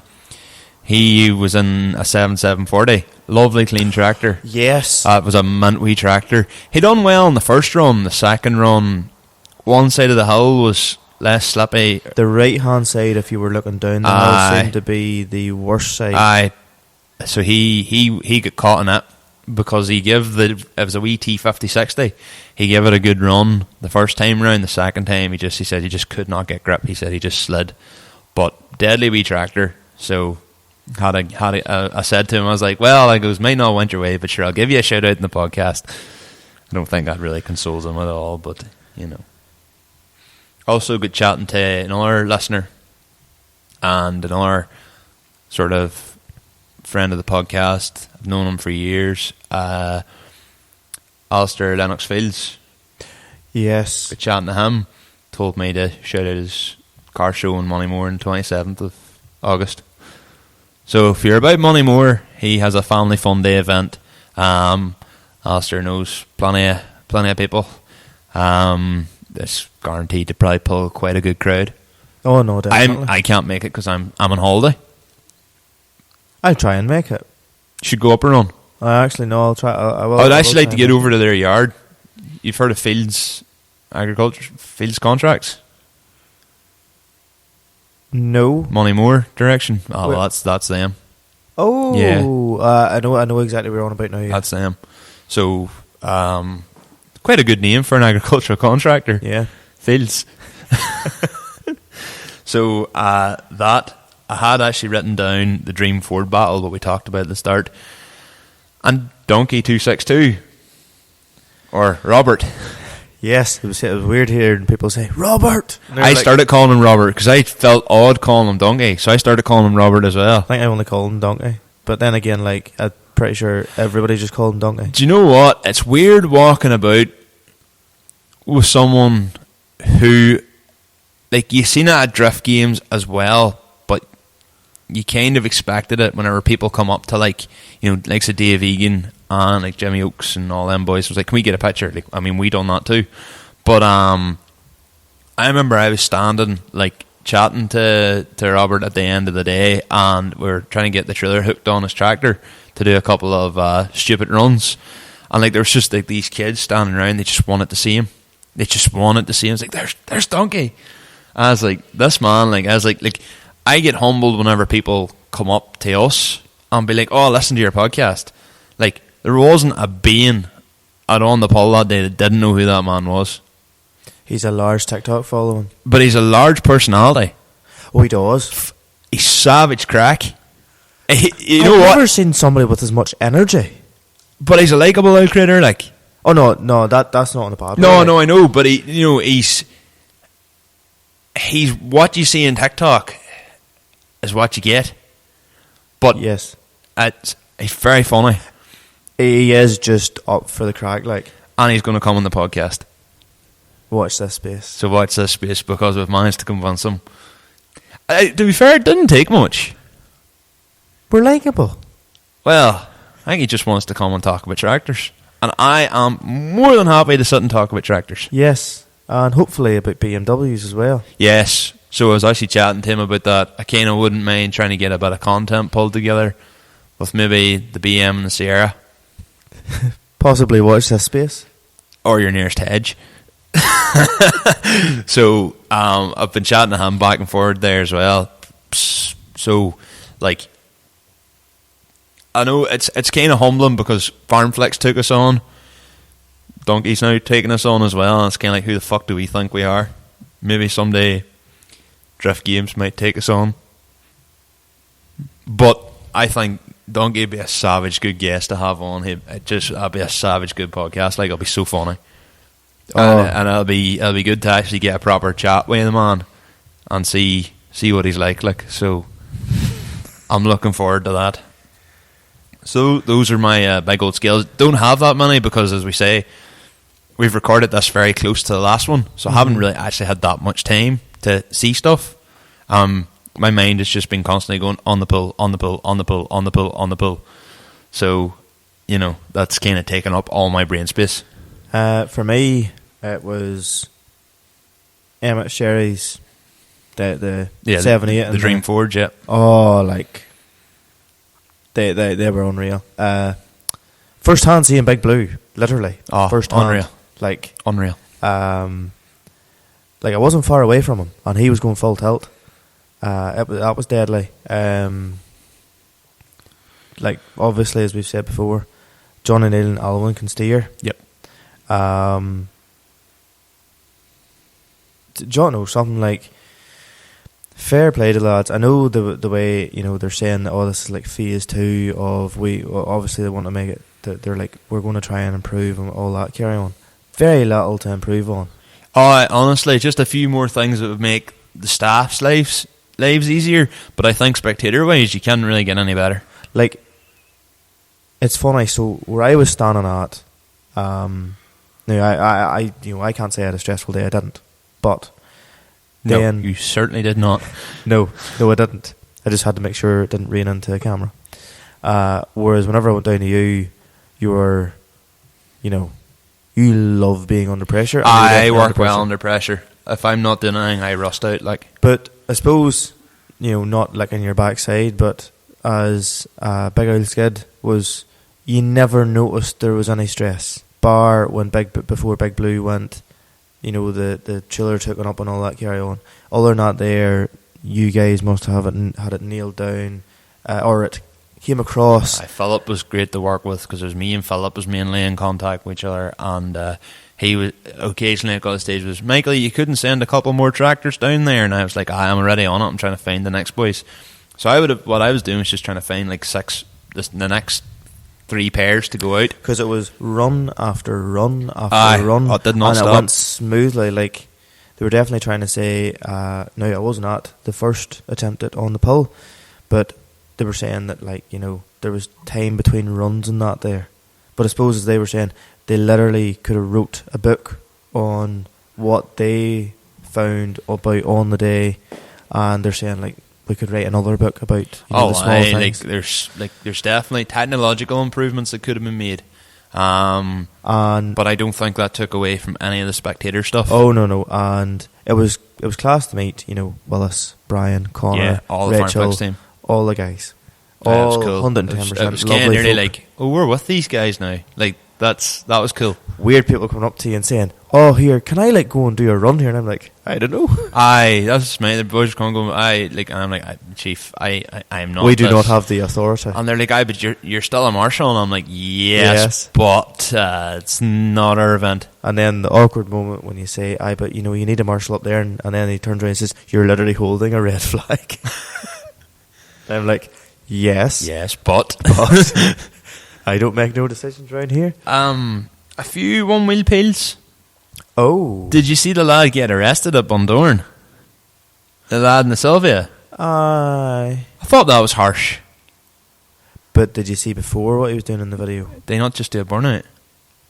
Like, as we said before, like, I don't condone. I don't agree with stupidity in front of the cops, and I don't agree with giving them the peer pressure because a group of young kids want you for your TikTok. it's one thing revving, but it's another thing a burnout. Well, yeah. Because at the end of the day, like, if you see it from their point of view, he could have spearheaded into young cops or whatever if he lost control. Mm-hmm. Fair enough.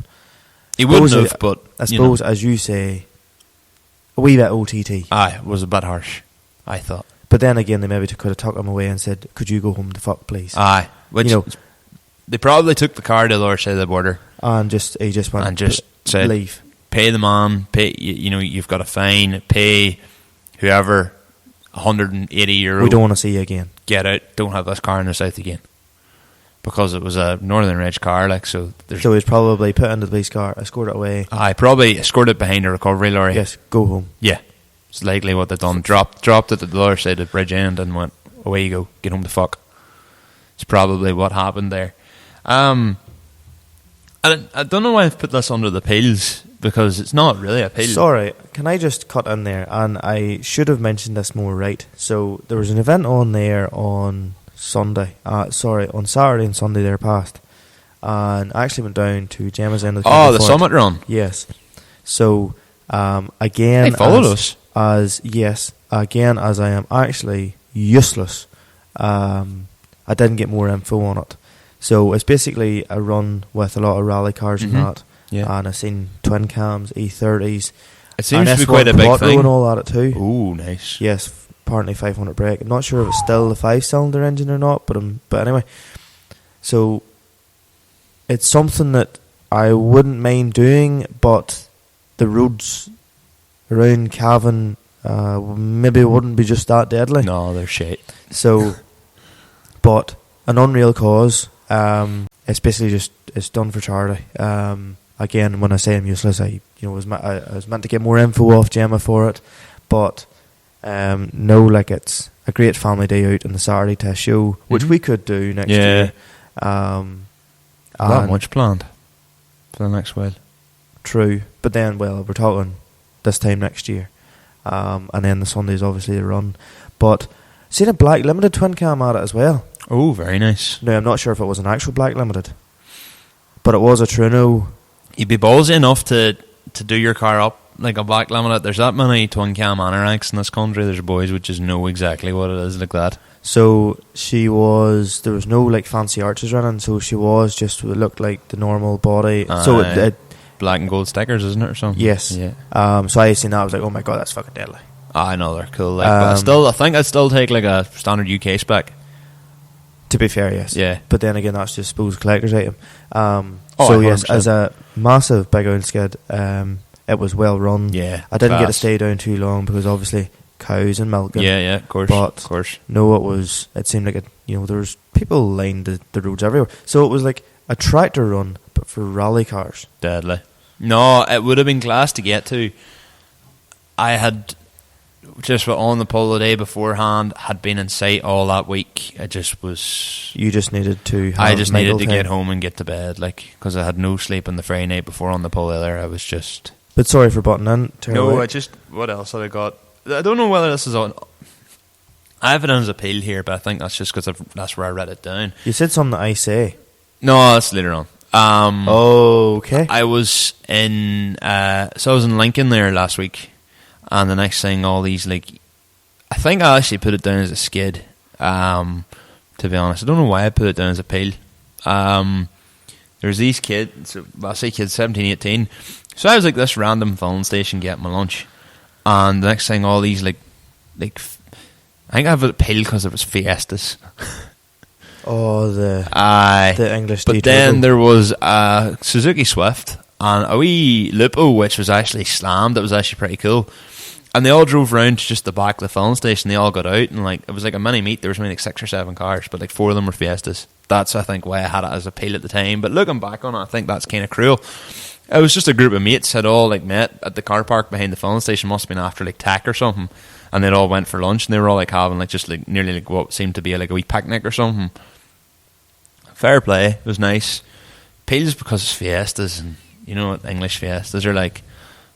But skid because fair play, just enjoying the day out, and who am I to judge, even though I'm judging the Fiestas. But anyway, another one-wheel peel. We finally got some haters. Aye. But well. I looked at I don't, You look into must. I did, but I was listening even to Shane Todd's TV Me podcast, and him and Paul Smith, your comedian from Liverpool. Yes. Yeah. They were talking, they're never engage with people around on your TikToks. So I was I'm just not going to. But one of the fellas was podcasts, you need a license to buy podcast equipment. This is brutal. But their account name is user 487456789. So I don't know whether they're troll accounts or whether what they are, but it's the first time we've got any actual hate. Oh, we got hit before one. Have we? Yeah. Oh. You just didn't notice it. Oh, right. Well, anyway, final one. Last week you said on the cuff. Right. It's off the cuff. Off the cuff means off the top of your head. On the cuff is something to do with a legal dispute or something. So we both then, and then I followed you. I was oh yeah, my on the cuff, and I was listening back to it. I was is it not off the cuff? Whenever I was editing, I was is it not off the cuff? I'm nearly sure it's off the cuff. Why are you one of those guys that picks up on stupid shit? Because it really annoyed me because we kept saying on the cuff. We must have been thinking about on the pole, and then we were saying on the cuff, but it's actually off the cuff. Right. So I just don't know something. See, whenever you're not an interviewer, you're just a lad that milks cows and works most of the time, and somebody sticks a fucking microphone in front of you with a camera. Yes. Your mind goes not to mush, but you just turn into a silly idiot. Aye. Oh, you do. And you can 100% podcast brain. And then you have 3 seconds to try and remember or be oh, there's a word that's in the tip of my tongue, but I can't actually think of it right now.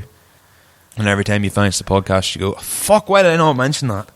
Bollocks. Well, we wrap it up because I'm starting to get really cold. Why do you just wear a t-shirt? Because it was warm earlier, and I quite like this one.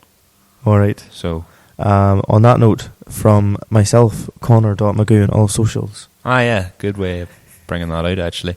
Yeah, for me, at Michael Scullin _ on, pretty much everything as well, TikTok, Insta, Facebook. And from the main man himself, Patsy T. Patsy the Turbo. Say hello. I had googly eyes bought for him. They haven't come yet. So, well, they're not going to see them with the sunglasses. Yeah, well, he still looks cool. We need to get him a peak cap as well, or a flat cap. You're bound to have one floating about. I don't know, but you nearly could. Is that tin of Monster empty? Aye. You could just stick it in his mouth. No. We'll get him. We'll get him sorted at some point. It's early days yet. I have an idea, but we'll do this off camera. Aye. And I'll tell you about it then. But anyway, thanks very much for listening, guys. If you're still listening, God help you. Anyway, your ears are probably well warmed at this stage. I think I'm finally starting to get the tiredness and hunger that I should have had about 4 hours ago. Yes. But anyway, all the best, guys. Thanks very much for listening. Thanks. All the best. Good luck.